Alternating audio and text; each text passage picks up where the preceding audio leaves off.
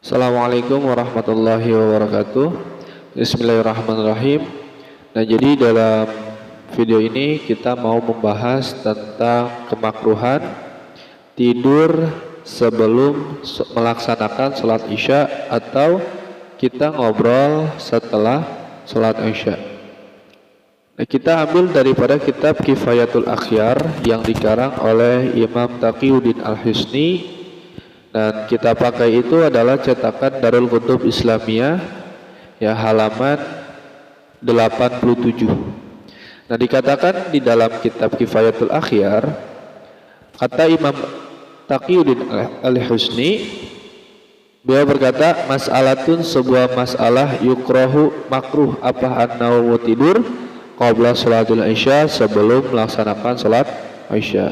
Ya kan, karena biasanya kita tuh beraktivitas atau kita bekerja, ya kan, separuh waktu sampai kita pulang di waktu maghrib gitu. Nah, ketika waktu maghrib kita melaksanakan sholat maghrib, sehingga kita di perjalanan itu baru mendapatkan masuknya sholat isya, sehingga kita tidak sempat ya sholat isya di jalan, sehingga kita sampai rumah mungkin karena ya kita capek gitu dari kerja, dari beraktivitas, maka jangan sampai kita tidur terlebih dahulu sebelum kita melaksanakan sholat isya. Nah, ini hukumnya makruh ya.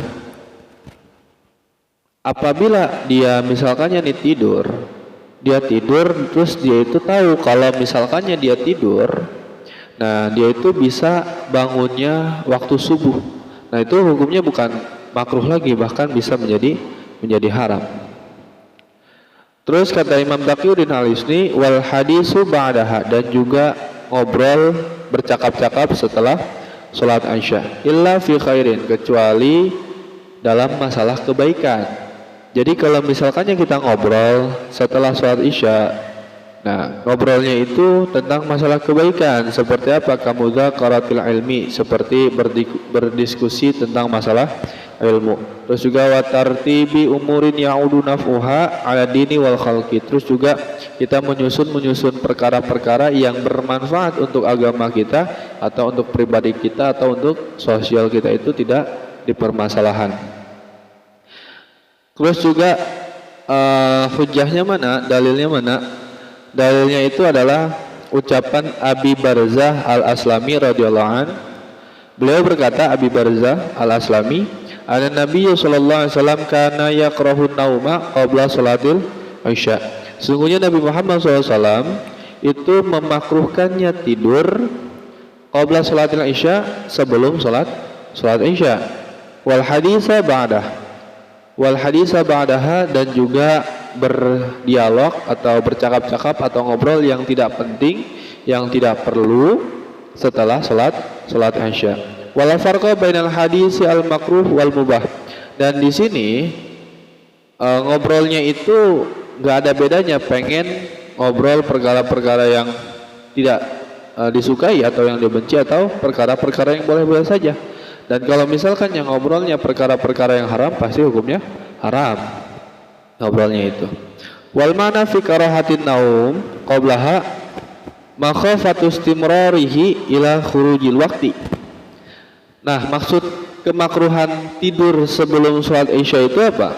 Nah, artinya di dalam masalah makruhnya tidur sebelum sholat isya karena ditakutkan dia tidurnya itu bablas, sehingga bangun-bangun sudah masuk waktu subuh. Walihada qala Ibnu Salah, dan karena ini Imam Ibnu Salah berkata, inna hadhil karahah, sesungguhnya kemakruhan ini ta'ummu sa'ira sholawat, itu bukan hanya sholat isya saja menurut Imam Ibnu Salah, tetapi mencakup akan sholat-sholat yang lainnya. Berarti misalkannya nih sudah masuk waktu zuhur, kita mau tidur misalkannya, terus berarti makruh bagi kita untuk tidur sebelum sholat zuhur. Begitu pula sholat-sholat yang lainnya. Dan juga harus kita tahu apa saja tidur yang dilarang, waktu di mana saja yang mana di situ dilarang untuk tidur. Ya, pertama Waktu yang dilarang itu setelah melaksanakan sholat subuh sampai terbitnya matahari seukuran tombak. Dari situ dilarang untuk tidur. Terus yang kedua yang dilarang untuk tidur itu pas waktu istiwa. Ya, kalau salah waktu istiwa. Terus yang ketiga dilarangnya untuk tidur itu yaitu setelah sholat asar, terus setelah sholat maghrib, terus sebelum sholat Aisyah. Nah itu nggak boleh kita tidur di waktu-waktu tersebut. Wa mal hadisu ba'daha fali annahu yakhafu min dzalika an tafutahu as-subhu an waqtiha au an awalihi. Nah, gimana tentang masalah ngobrol atau berdialog atau berbincang-bincang setelah sholat Isya? Nah, ngobrol atau ngawangkong ya, ngobrol terus setelah sholat Isya itu ditakutkan bahwasannya subuhnya itu kelewat ya, karena mungkin habis waktunya itu sampai ngobrol sampai jam 12 atau sampai jam 1 dibuat ngobrol sehingga dia bangunnya itu jam 6 atau subuhnya itu sampai ketinggalan. Nah itu makanya Nabi Muhammad SAW itu melarang bahkan bagi orang yang ngobrol setelah sholat Isya. Tetapi kalau misalkannya dia ngobrolnya masalah yang baik, itu muzakarah ilmu, apalagi di waktu malam kan enak, atau belajar di waktu malam. Tetapi dia yakin bahwasanya dengan belajar ini ya sampai waktu malam dia punya dugaan kuat, dia yakin bahwasanya dia masih bisa bangun subuh. Ya. Au tafutahu salatul lail in kana lahu tahajud. Atau misalkannya dia ngobrol setelah sholat Isya, ngobrolnya itu lama ya sampai jam 12 atau sampai jam 1 ibarat kata gadang, sampai dia itu kehilangan sholat malam.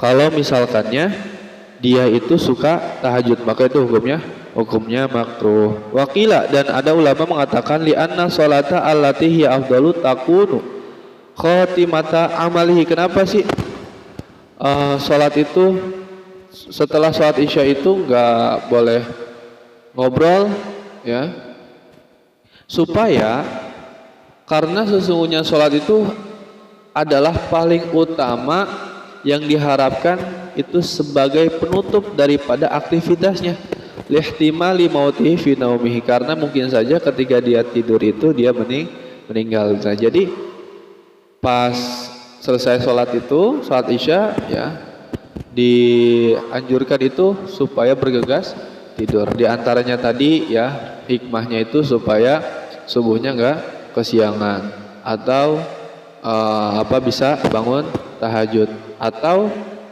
matinya itu kalau misalkannya dia pas meninggal itu ya dia tidur terus dia meninggal. Nah, sholat itu adalah penutup daripada aktivitasnya. Wa qila li anna Allah ta'ala ja'ala al-laila sakanan. Nah, ada yang mengatakan juga karena Allah Subhanahu wa taala itu menjadikan malam hari itu sebagai waktu yang tenang, waktu buat istirahat, waktu buat menenangkan diri kita. Sedangkan wal hadisu yukhrijuhu an dzalika, sedangkan ketika waktu malam hari dipakai buat ngobrol ya, itu bisa menghilangkan akan sebuah ketenangan. Wallahu a'lam bishawab. Mudah-mudahan bermanfaat. Assalamualaikum warahmatullahi wabarakatuh.